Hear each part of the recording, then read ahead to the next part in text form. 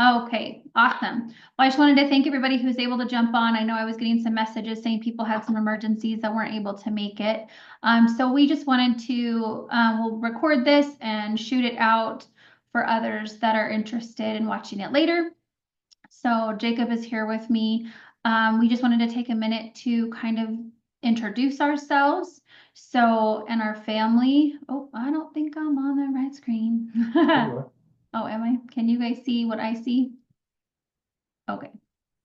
All right. I cannot see what you see for some reason. I just see the people here and then what my screen is. So I just wanted to take a minute to let you guys introduce our family. My name is Vanessa and my husband's name is Jacob. We are from Idaho Falls, Idaho. We have 6 kiddos ranging from 20 years old to 5 years old. We both moved to Idaho 22 years ago and have really loved it.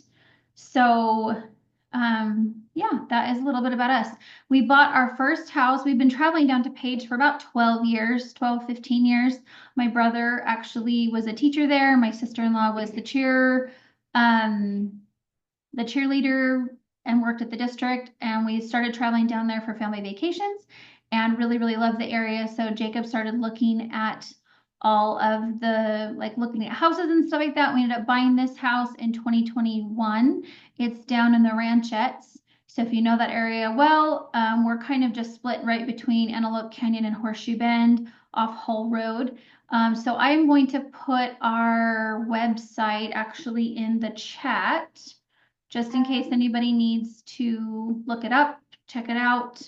Sorry, I'm just going to silence my phone right now. I have not silenced it at all. Oh, she says, I can't get on. I don't see a passcode anywhere. 273. What did I tell you, Jacob? Okay, let me look it up really quick. I just posted it in that Facebook page.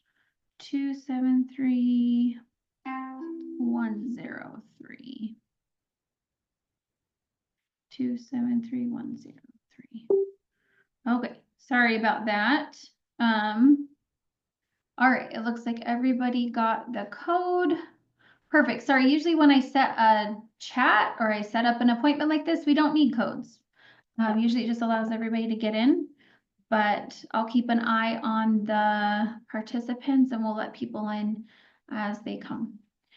So that's a little bit about Jacob and I. We were able to purchase this property June 14th, 2021, and then we were able to launch the property on June 28th, 2021. So it took us 14 days we had never seen the house, but we had seen a lot of real estate photography and bought it from Jake Burton in town from himself. And so we have a main house, a guest house, and 2 casitas on that property. So it's kind of a unicorn of a property. We're really excited. Came in, it's really a high-end, beautiful property. Could you please mute your, thanks. Sorry, work stuff, right? So that is kind of a little bit about us and what we did when we first bought the property. It definitely just had regular design. We just tried to fill it, and then every year we've tried to add things. So we added a hot tub, and the next year we added outdoor furniture once we understood the space, grill, outdoor seating, and then every year we just try to do a little bit better. Hired a design team, did a photo shoot, did all the things a little year by year. So we definitely understand that vacation rentals are always like a work in progress, right? Always towards all the good things. So that is a little bit about us. I'm going to turn it over to Jacob to talk about the next. Do you see the new slide? Okay. Let me mute myself.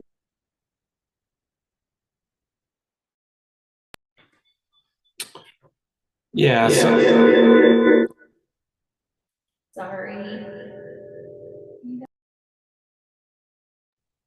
There you go. Try that. Sorry, we're trying to do this from different computers so we both can see the best. So after we had put this, the house that we had purchased, put it into service and rented it for about a year, we had a client from a real estate agent friend of ours reach out to us to see if we'd be interested in managing their home. And so we started renting their house, the atrium house right here. And so today we're going to talk a little bit about this property. I know there's a wide range of different types of homes there in Arizona and especially in Page. And so this house is a 4-bedroom, 2-bath. It's about 1,800 square feet. It's a good representation of about the average type of home there in Page. And so today we're going to just talk about some different things that we have done to this property and additional things that we can do to be able to generate about $100,000 a year in gross revenue. Oh, it's not like in my clicker. There we go.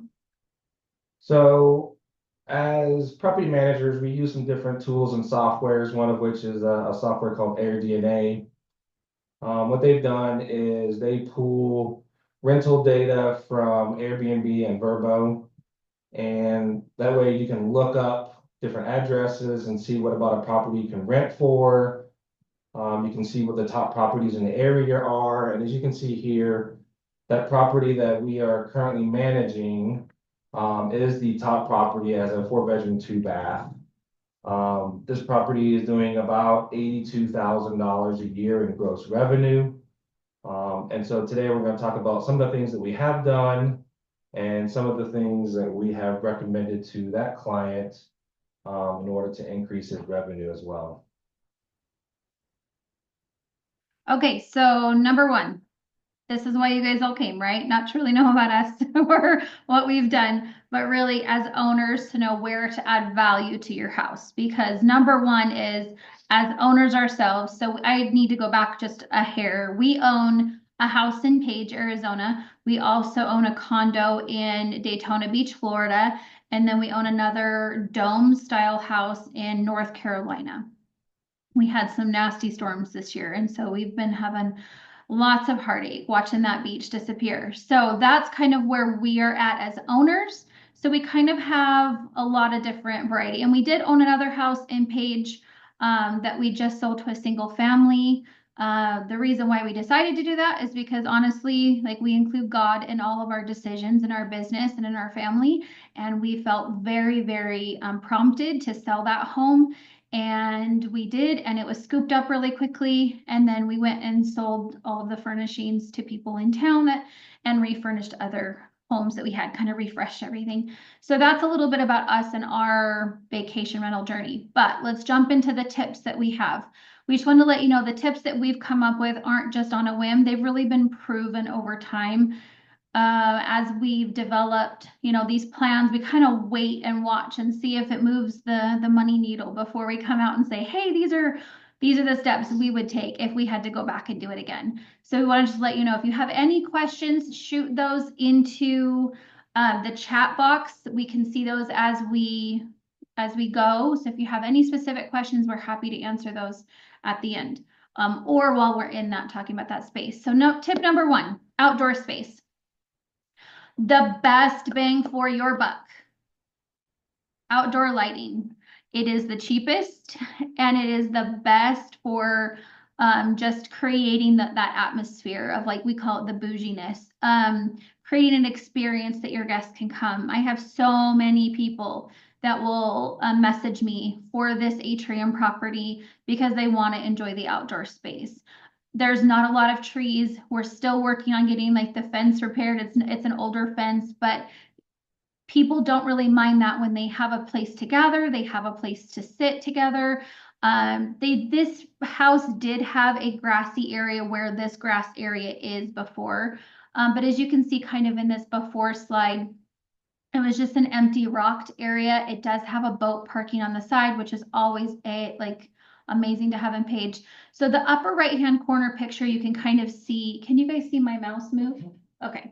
So this photo, I thought usually I have to have that little dot.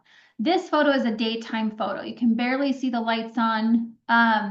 We did replace the grass just because the one that was there was getting pretty gross and pulled apart. So we did make a little investment into this house, the owner did, in replacing that grass. But really the big overhaul here was not a huge investment. It wasn't putting a new fence. It wasn't a big construction project. I think we did everything for around $500. And then I think he had grabbed the chairs separately. So it really wasn't a huge overhaul, but it added so much to his property. So our top three things for an outdoor space is one, the lighting, two, outdoor games. We usually buy a deck box, like a cheaper deck box, not cheaper, I mean, good quality, but smaller. But they're not like super, super expensive. They're about $100. We put all of the games in there, have that on our instructions when people check out to please make sure games are put away. And for the most part, people do a really, really, really great job. My cleaners haven't been really frustrated with this. It's just such a fun amenity for families, and so many families will comment in our reviews as hosts and as owners that they love the outdoor space. So games, lighting, fire pit. Those are the three for the top things to add for your outdoor space. Oh, this clicker isn't liking me. There we go. So the second thing that we recommend is putting in a hot tub. As you can look at the bottom of the screen here, it says that in Page, Arizona, of all the vacation rental properties, only 11% of those properties actually have hot tubs. And so this is an amenity that a lot of people are looking for, because when people go on vacation, they want something they don't have at home. A lot of people don't have hot tubs. And so this is an easy way to generate additional income, be able to get more bookings, is by providing a hot tub. And depending upon the property, the number of people you sleep will depend on the size, the quality of the hot tub that you get. But typically you can get a hot tub from anywhere from about $10,000 to $20,000. And what we've seen is with that investment, you typically will make that investment back in about 9 to 12 months with the additional bookings and the additional increase in nightly rate that you can charge. You'll make that investment back in about 9 to 12 months. Yeah, that's such a phenomenal return, guys. Like, I hope we're all just being like, whoa, that's a lot.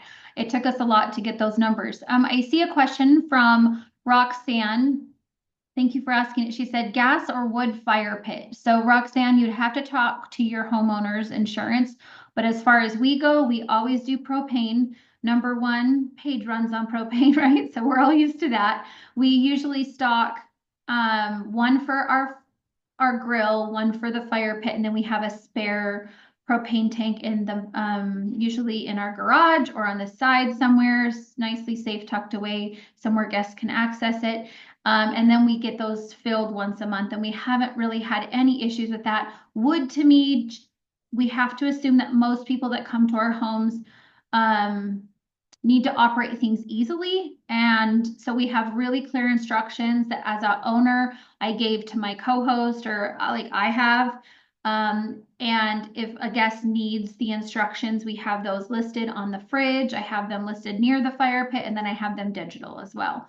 But definitely gas, propane. If you have a connection to your house, we always love those for our barbecues.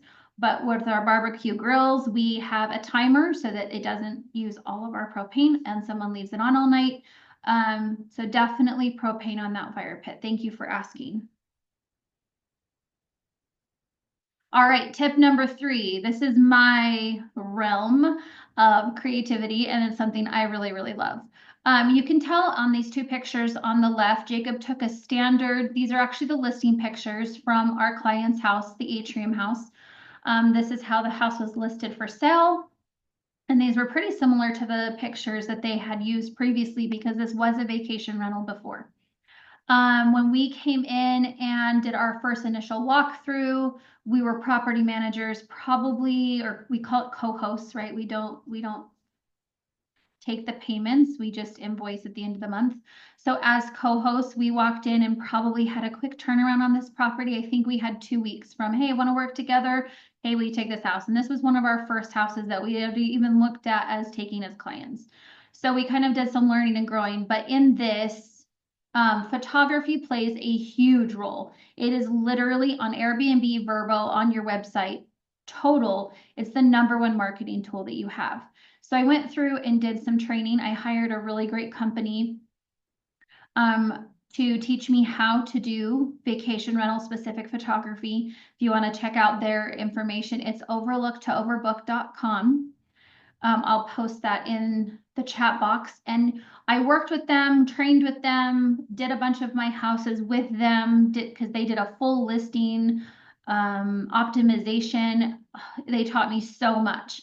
And as I was working with them, I've really learned how to hone in on the vacation rental stuff. So you can just see the angles are different.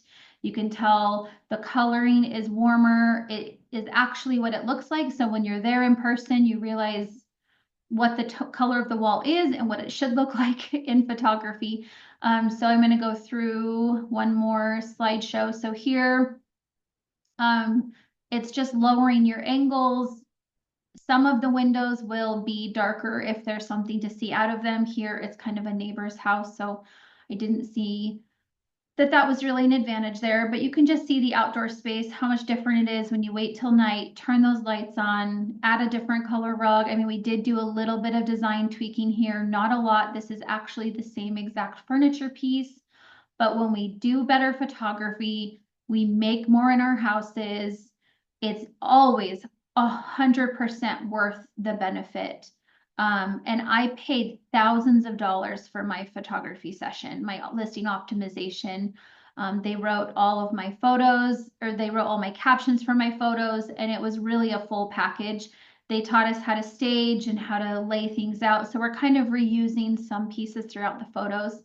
But photography is literally the single most important. If it's not in our plan for setting up our homes, it should be buying the house, setting the house up, painting our rooms and making our bedding look nice for the area, because everyone looks to come to like Aztec feel, coming, or that like boho desert theme. So we have to kind of have like a design idea for our home, and then photos it has to be in that first set package, or we're really setting ourselves up just not to have the best experience coming out the gate. Oops.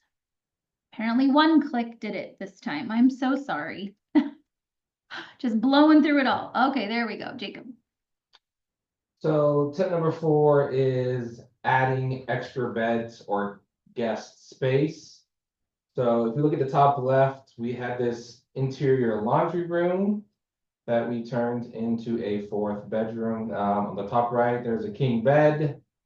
The house already had a hall closet that has like a standard washer and dryer in it, but they had this extra space they were using for storage.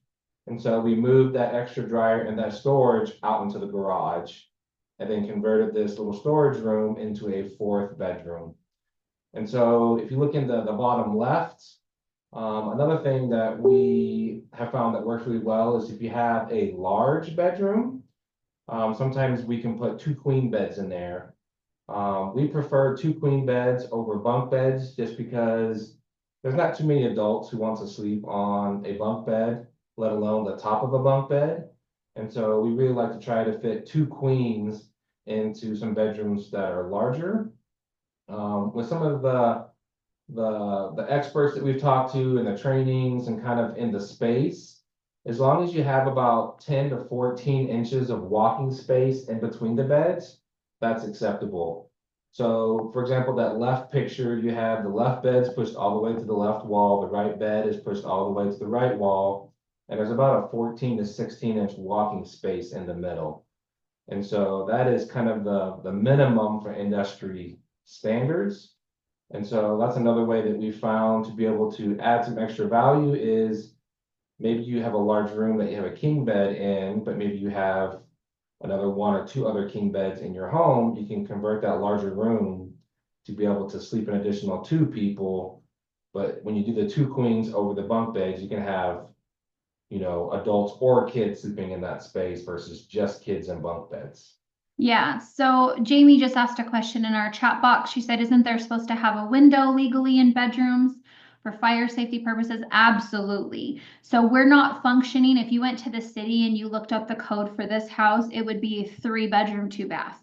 We did not change what they would pay on property taxes. But when we have vacation rentals, we can take a den and turn it into a bedroom, right? So it's that flexibility of space. We do list that there isn't a closet on this listing. I do list that this bedroom doesn't have a closet. We show a 360 images. I can show you the listing. I can put that in the chat if you want. And I do show all corners of the bedroom. So people like to the right of that picture, you can see there's kind of like a little, what do we call that? Standing prop. What do we call that? Coat hangers, coat little, all right, you get it. So we had that in there. People weren't using it. We got some feedback that people didn't really love that. So we put a dresser back in there. But yeah, so I've only had one guest out of probably 300 say, hey, this room was a little bit smaller than the rest. A-okay. We try our best to take as many pictures as we can. Again, that's why photography is so important. But yes, for legality, it's still a 3-bedroom, 2-bath. But for vacation rentals, you can kind of flex spaces, even large closets if you might stick beds in there. And I mean, you don't necessarily increase the beds or the bedroom size on a closet, but where this was a full room. This is also another testament just to see what a little bit of paint can do. I know the picture on the left just had normal, it was just a grayed out paint room, but painting it the same color as the rest of the house really, really, really helped as well. Replacing light fixtures. Yeah, absolutely. So thank you so much, Jamie. That was a great point. Oh.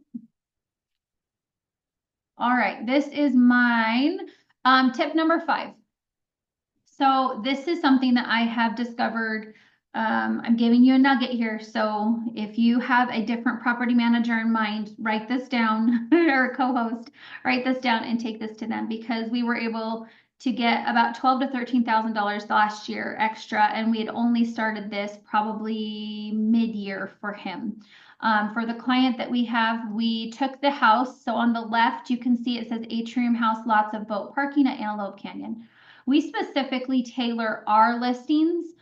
We use a couple programs called like RankBreeze or IntelliHost, and they tell us what to put in those so that we appear higher in the search engines for Airbnb and Vrbo, both.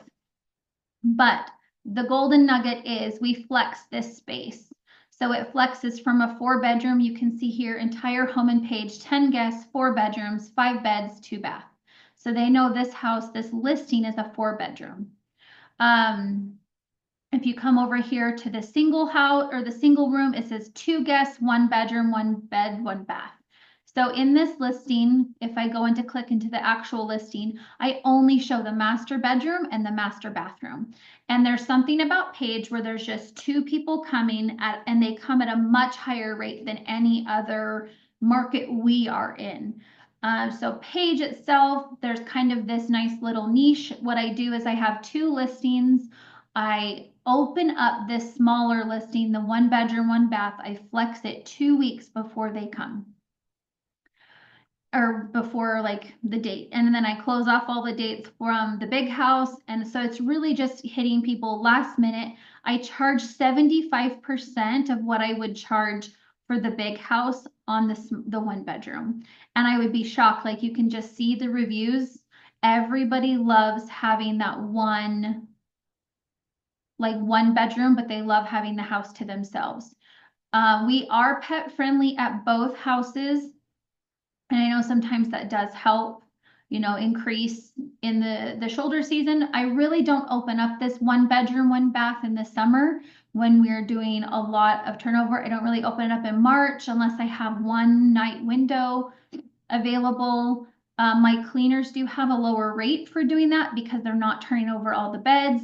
So it's definitely something that just ups, our occupancy and helps our owner, helps everybody make a little bit more money in the off season. When I had the home that we sold, it was a 4-bedroom, 3 baths, and it had a little bit more space than this house does. And in that situation, we went and did a 2-bedroom.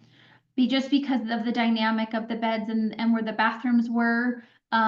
We did a 2-bedroom lock off, and I did have quite a bit of success renting that as well as a 2-bedroom. But for anything that's a 3-2 or 4-2, I would just rent as a 1, unless you have really big open like space that would just seem like, wow, this is a lot to clean. So the atrium house doesn't. It's really like an 1,800 square foot home. My bigger home that was like 2,500, 2,700 square feet, we did flex it to the 2-bedroom and really, really saw some benefits there. Do you want to do that one? Yeah. So one thing that's very beneficial about vacation rentals is some of the tax breaks, some of the benefits from a tax perspective.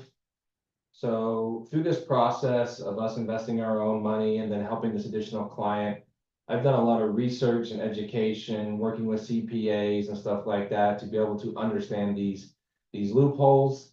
By no means, once again, I'm gonna put the legal disclaimer out there that everybody does. I'm not a CPA, so the things that I tell you go validate with your CPA.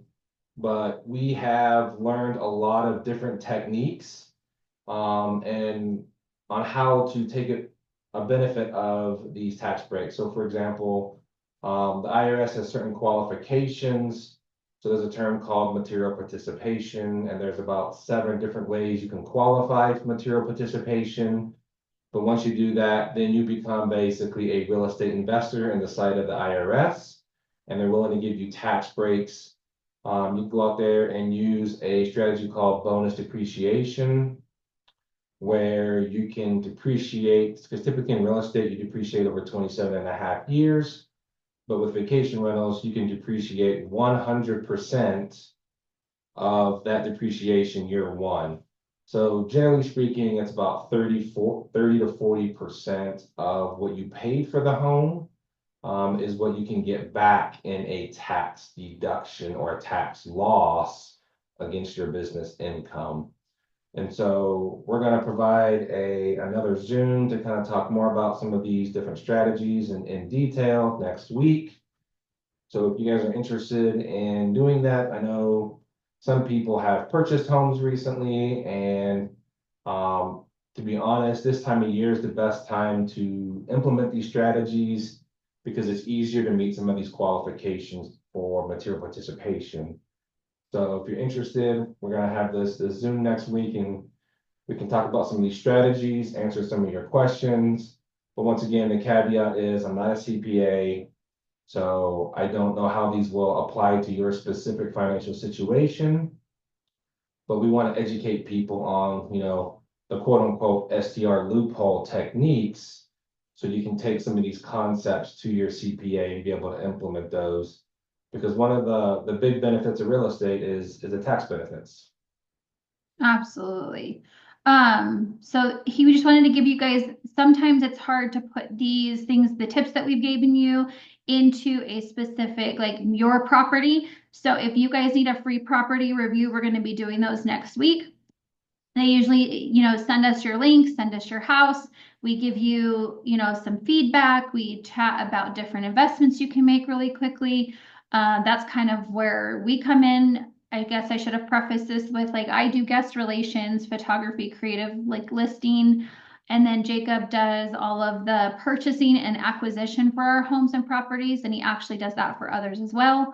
And then he runs all of the financials for our house, all of our houses and all of our businesses really. And so we kind of have different strengths. So if you have like a specific question that you would like tailored to either one of us, here is our information. You can contact us as well at cohostlakepowell@gmail.com. But please reach out to us next week or this week, whenever, if you need, kind of to hone in any of those tips, and we'd be happy to chat. If anybody wants to like say where they're from or who they are welcome to unmute and do their video chat and tell us a little bit about themselves. Or if you are done, we are done. So you let us know what you guys want. I'll give us a couple minutes and then we will end the Zoom. Thank you guys for coming and meeting with us. We really, really, really appreciate it. I feel like as owners or potential owners or brand new owners, in Page, we got to stick together because sometimes resources are slim. So it's fun to meet each other and to learn from each other. So, all right. Does anybody have any questions? Oh, yeah, that's